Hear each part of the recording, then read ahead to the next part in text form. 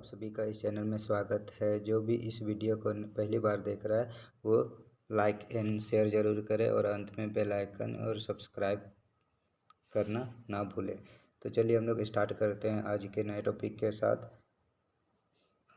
आज का टॉपिक है दंड आरेख यानी बार डायग्राम। तो इसमें कहा गया कि जो भी बार डायग्राम होता है वो बहुत कुछ रेखा आरेखों के समान ही होते हैं। जो लाइन डायग्राम है उसी के समान होता है।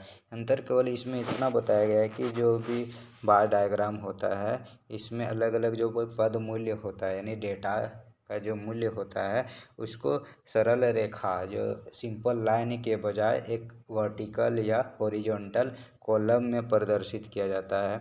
तो उसी को हम लोग बार डायग्राम कहते हैं। अतः इन आरेखों को स्तंभी आरेख भी कहा जाता है। इसको क्या चीज़ बोला जाता है? एक स्तंभी आरेख भी कहा जाता है। जो बार डायग्राम होता है, बार डायग्राम को बनाने के कुछ नियम होते हैं, रूल्स होते हैं। तो पहला रूल्स है स्तंभों की मोटाई समान होनी चाहिए। जो भी हम लोग बार डायग्राम में जो कॉलम बनाते हैं उसमें जो कॉलम की जो मोटाई है ये समान होनी चाहिए। अगर उसमें समानता नहीं होगी तो जो बार डायग्राम बन रहा है वो अच्छे तरीके से नहीं बनेगा। उसका एक अनुपात में होना चाहिए।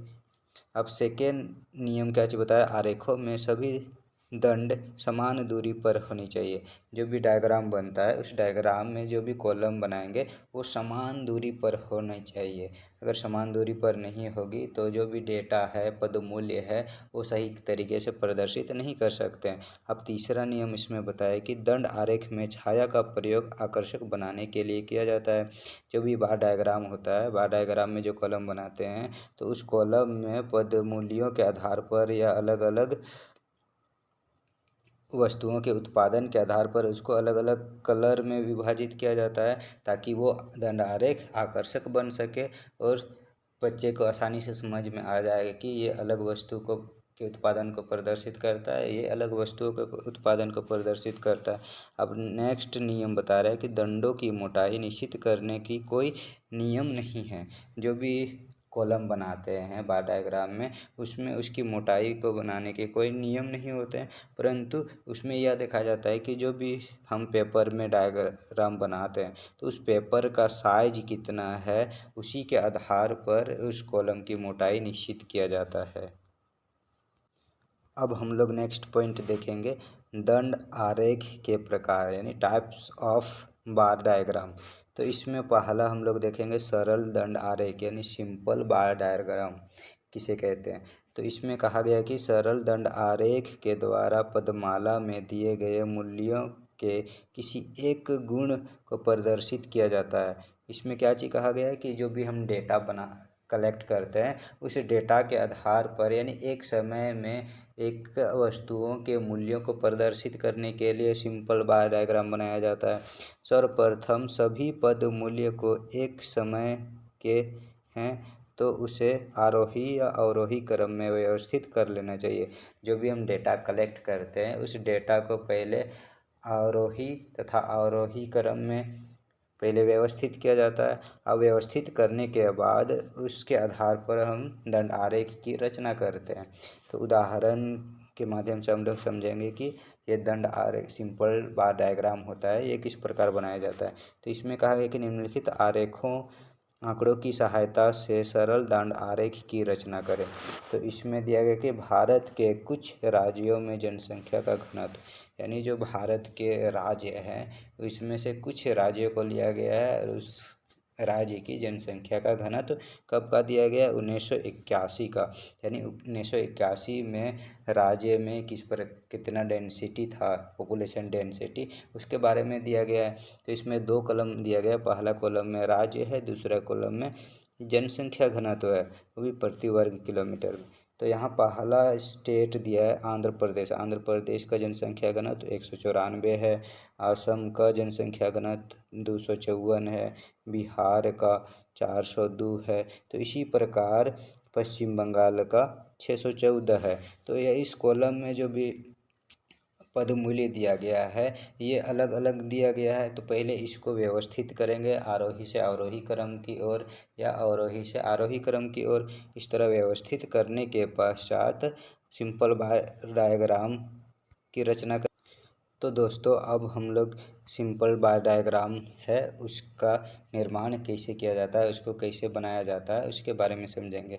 तो बार डायग्राम बनाने के लिए सबसे पहले एक वाइट पेज लेंगे और वाइट पेज लेने के बाद उसमें चारों ओर एक बॉर्डर बना लेंगे।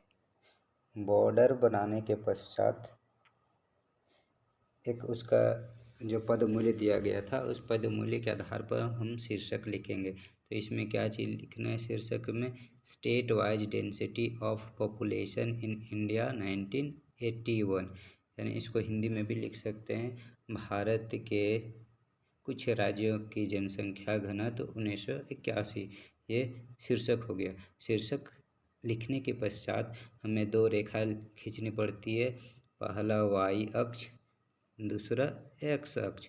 ये दोनों रेखा खींचने के बाद एक्स अक्ष पर प्रत्येक एक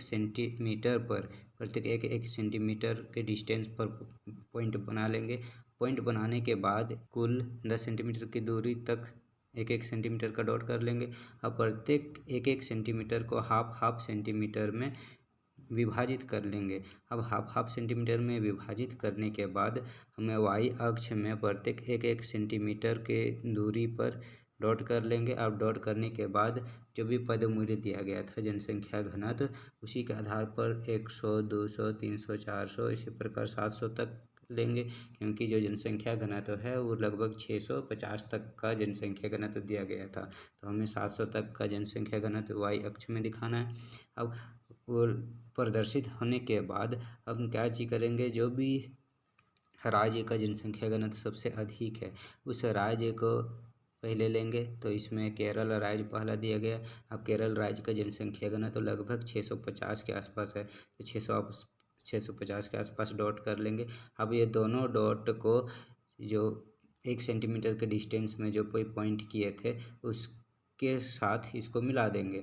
अब मिलाने के बाद जो पहले 0.5 सेंटीमीटर में डॉट में मिला है, दूसरा कि 1 सेंटीमीटर डॉट में मिला है, इसी प्रकार फिर हाफ सेंटीमीटर का स्पेस खाली छोड़ दिए। अब सेकेंड राज्य देखेंगे पश्चिम बंगाल। तो पश्चिम बंगाल का जनसंख्या घनत्व तो लगभग 600 है, तो 600 के आसपास इसको डॉट कर लिए। अब डॉट करने के बाद उसको फिर उस पश्चिम बंगाल राज्य के से मिला दिए। तो इसी प्रकार ये कॉलम बन गया। अब नेक्स्ट कॉलम बनाने के लिए फिर हाफ सेंटीमीटर का स्पेस छोड़ देंगे। फिर नेक्स्ट स्टेट क्या है, बिहार। अब बिहार का जनसंख्या घनत्व तो लगभग 400 के आसपास दिया है, तो 400 के सीध में एक डॉट कर लेंगे। अब डॉट करने के बाद उसको बिहार राज्य से उसको मिला देंगे। फिर ये कॉलम बनने के बाद फिर हाफ सेंटीमीटर का डिस्टेंस फिर छोड़ देंगे। फिर हाफ सेंटीमीटर का डिस्टेंस छोड़ने के बाद नेक्स्ट स्टेट आता है उत्तर प्रदेश। उसी प्रकार सभी स्टेट के कॉलम की रचना करेंगे। तो इस प्रकार मेरा सिंपल बार डायग्राम की रचना होती है।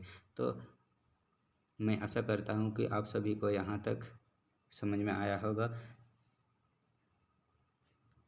तो आप सभी को बहुत बहुत धन्यवाद इस वीडियो को अंत तक बने रहने के लिए।